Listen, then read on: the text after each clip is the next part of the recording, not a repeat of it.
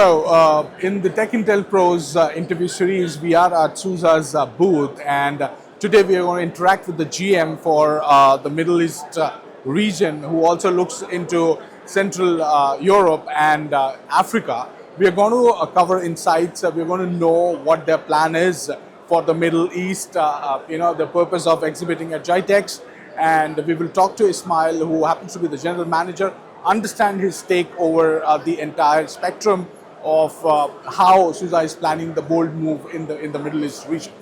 Thank you so much for making it to the interview at Tech Intel Pro. Thank you for having me. Yeah, great. So Ismail, I wanted to understand, you're steering SUSE across Central Eastern Europe, Middle East and Africa, Yep. a region of immense diversity and rapid tech evolution. How do you decide which markets or opportunities to double down on first?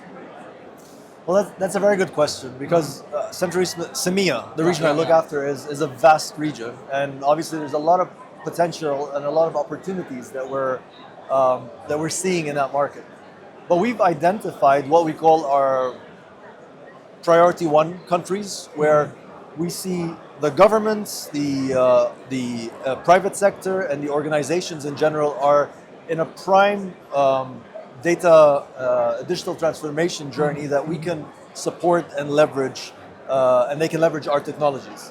So right now in the Middle East, for example, our two top focus countries are the UAE and Saudi Arabia. Okay. These are the two countries that are our priority one countries. In Africa, of course, it's South Africa. We're also working on Kenya and Nigeria at the moment. And in Central Eastern Europe, we focus predominantly on Poland and Hungary. Okay. And the Czech Republic as well. So there's a lot of diversity that we must be Lots facing, of right? diversity, but again, it's really related to Uh-huh. what's the phase that country and that nation is in their digital transformation journey. That's where we can add the most value. Oh, great. Open source is at SUSE's core.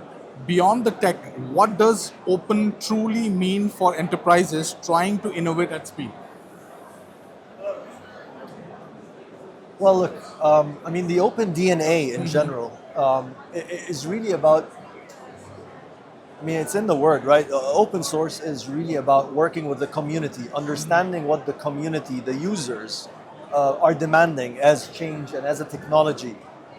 And then our job as an enterprise open source vendor is to take these requirements, Right. package them, make them enterprise ready, and provide it back to the customer with in a supported manner, and in a safe and secure manner as well. Correct. With open source happening all around, how do you keep it safe and secure? Well, so again, safe and secure.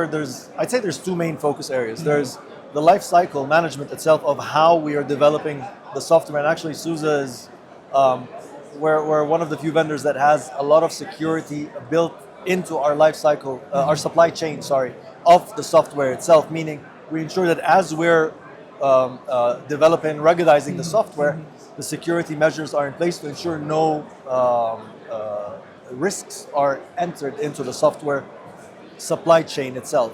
And then we also offer our customers our security solutions that helps secure their solution itself. Okay. So with SUSE Security, they're able to secure their container platforms and offer their customers, and offer our customers a all-round security option from the supply chain to the solutions that we offer. The them. entire chain that you're serving. Correct. Great.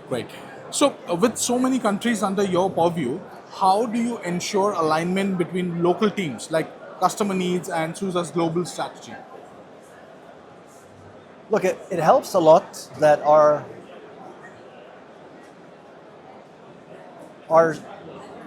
company directives are pretty straightforward, and it's what we say is SUSE is all about making choice happen for our customers.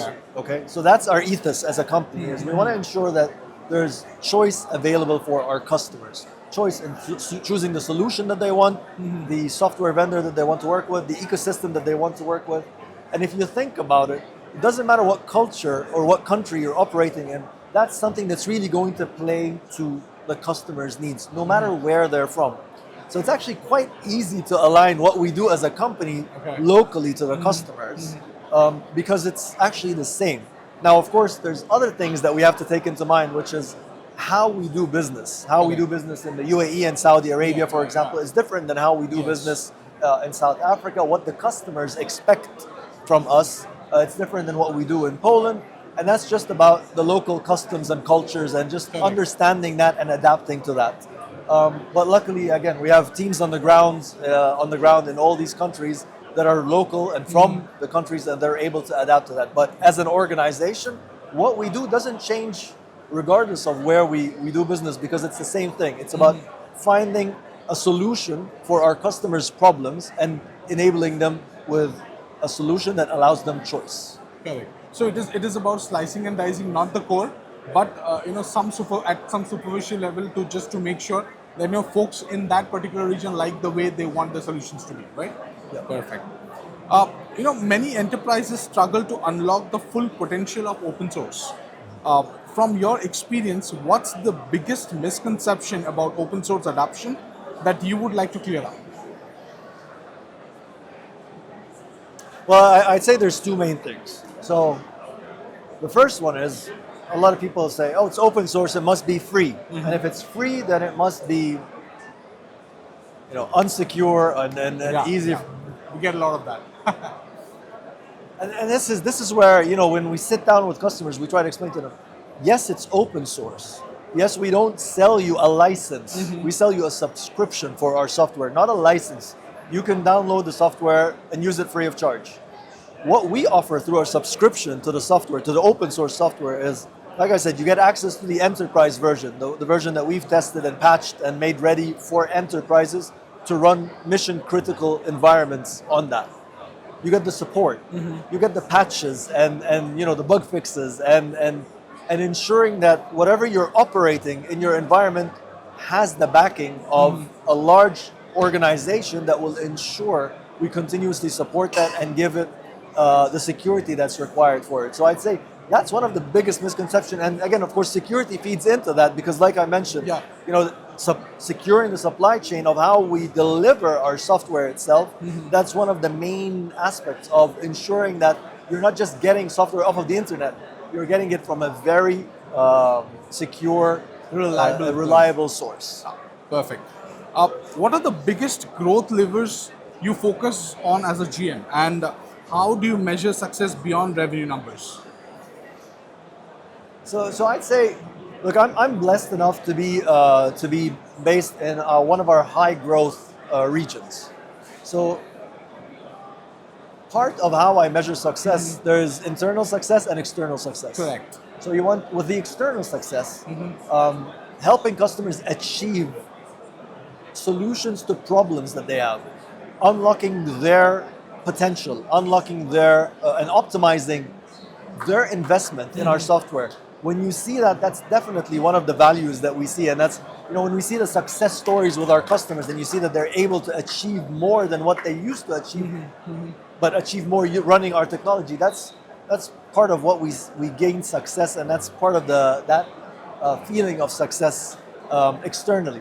Internally, it's also seeing our team grow and seeing that we're touching more customers and that we're working with more customers and growing the region and opening offices in new countries. For example, we're just about to open our legal entity in Saudi Arabia. Oh, congratulations on that. Thank you very much. I mean, that's great success. That's expanding our footprint and getting closer to our customers. So that's all a measure of success. So it has got a lot to do with how your customer experience lies. That's the real high for you as a GM, right? Absolutely. So finally, if you had to describe the next frontier for SUSE in one bold statement, what would it be, and why should the tech world take a note of it?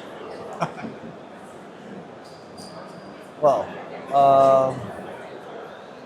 look, I'd say right now the whole world is talking about AI and how can organizations leverage AI to achieve more.